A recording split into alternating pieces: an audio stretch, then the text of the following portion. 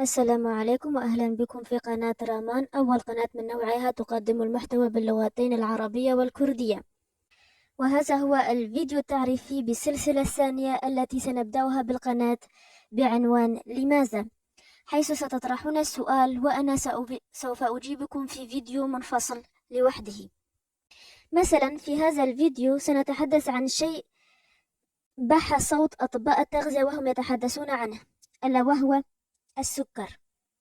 وسأشرح لكم لماذا السكر كارثة عبر قصة قصيرة. فلنبدأ إذن. كان يا ما كان في هذا الزمان يوجد رجل يحب سيارته كثيرا.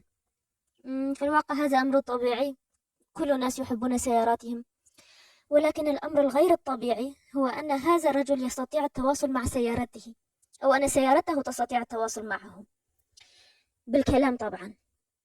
وكلما أراد تعبئة الوقود يدور بينهم هذا الحوار الذي لا طائل منه. يخرج الرجل من منزله وهو يدندن ويقول: سوف أملأ الوقود لسيارتي الجميلة، سوف أملأ الوقود لسيارتي الجميلة. وعندما يصل إلى السيارة تقابله بوجه متجهم وتقول: ماذا ستفعل اليوم؟ لا تقل لي أنك سوف تشتري الوقود النظيف اليوم أيضا. فيرد عليها الرجل: وماذا في ذلك؟ أنا الذي أدفع ثمنه وليس أنت. لتجيبه السيارة: لا، لن تفعل ذلك اليوم. أنني أفضل الوقود كثير الشوائب ذا اللون الأسود الجميل، ولكنك إذا استخدمت ذا الوقود سوف تتعطلين. يقول الرجل: ولكن السيارة لا تغير من موقفها شيئا وتقول: لا وألف لا، لن تعبئ الوقود الجيد أبدا. يتحدث إليها الرجل بكل هدوء: يا سيارتي العزيزة، يا سيارتي الجميلة، إن الوقود السيء يضر بصحتك، ثم تتعبين فآخذك إلى الميكانيكي فيأخذ مني أطنانا من النقود. إذن فهذه هي كل المشكلة، أنت تخاف على جيبك، ليس لأنك تريد مصلحتي، ثم أنك لا تعرف كم أحب تلك الشوائب، إنني أتلذذ وأنا أتناولها. ويستمر هذا النقاش العقيم لأكثر من نصف ساعة كل صباح. الرجل يريد أن يعبئ السيارة بالوقود النظيف، والسيارة تريد الوقود الملوث الذي يسبب لها الأعطال. هذا بالضبط هو قصتنا مع السكر. أطباء التغذية يطالبون الناس بالتوقف عن تناول السكر الأبيض واستبداله بالمواد الطبيعية، والناس يقولون إنهم يتلذذون بالسكر ولا يستطيعون الاستغناء عنه، مع أنه يسبب لهم الكثير من الأمراض. وسأشرح لكم الآن كيف يحدث ذلك. إن الكمية اللازمة للإنسان من السكر كل يوم هي حوالي 7 جرامات، أي ملعقة صغيرة. وبالتأكيد لا أحد منا يكتفي بتناول ملعقة صغيرة من السكر يوميا، بل نأخذ أضعاف هذا الوزن. وماذا يحدث عندما نأكل أضعاف ما نحتاجه من السكر؟ هذا يجعل البنكرياس يعمل أكثر من اللازم لكي يفرز الأنسولين، لأن الأنسولين هو المسؤول عن تضبيط معدل السكر في الدم. إذ هناك حد معين للسكر يجب أن يكون ضمنه في الدم، وإذا أصبح أعلى منه أو أدنى منه يصاب الإنسان بالكثير من المشاكل. إذن ماذا سيحدث عندما نقوم بإنهاك البنكرياس يوميا بكمية أكثر من اللازمة لنا على مدار سنوات طويلة؟ سوف يحدث أمران لا ثالث لهما: إما أن يصاب البنكرياس بالإنهاك ويتوقف عن إفراز الأنسولين، وعندها يصاب الناس بما يسمى السكر من الدرجة الأولى، أعني أولئك الذين يأخذون إبر الأنسولين. أو سيقوم البنكرياس بإفراز الأنسولين ولكن الخلايا لن تستجيب له. ماذا أعني بذلك؟ سأوضح ذلك. عندما ترتفع نسبة السكر في الدم يقوم البنكرياس بإفراز الأنسولين. ماذا يفعل الأنسولين؟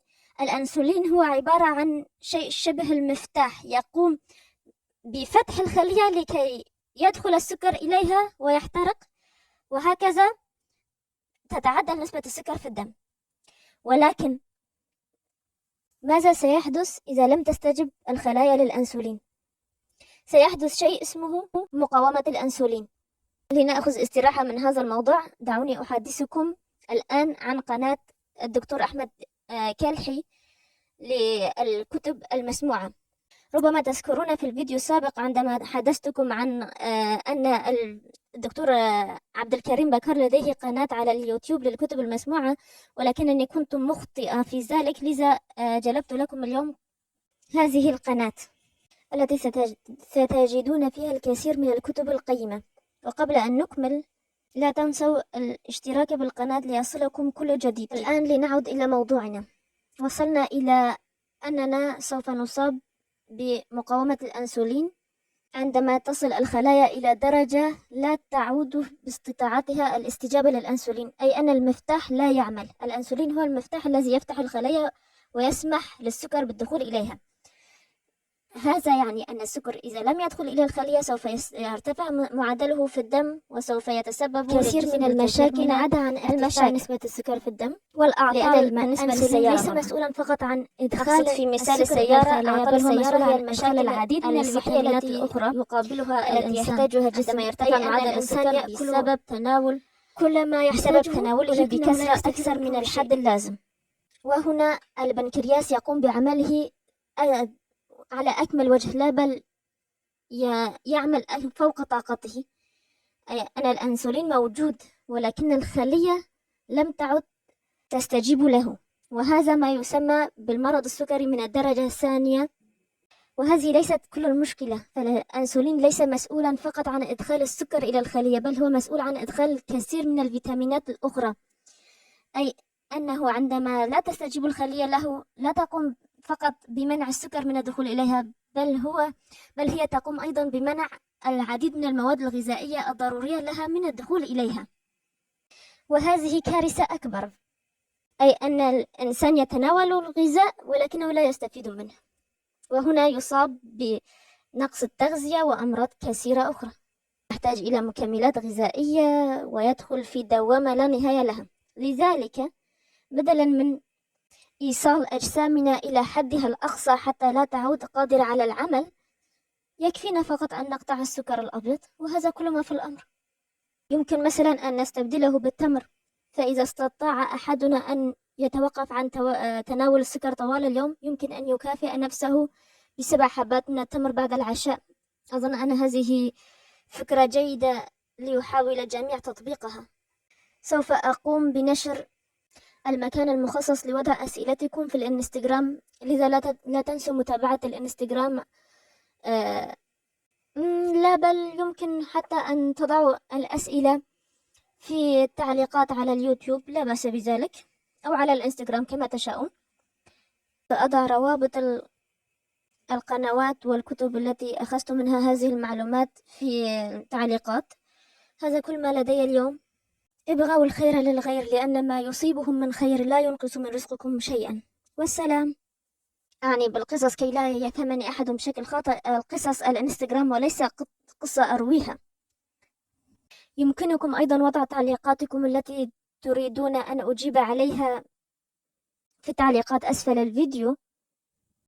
هذا كل ما لدي اليوم. لا تنسوا ابغوا الخير للغير، لأن ما يجدونه من خير لا ينقص من رزقكم شيئا. والسلام.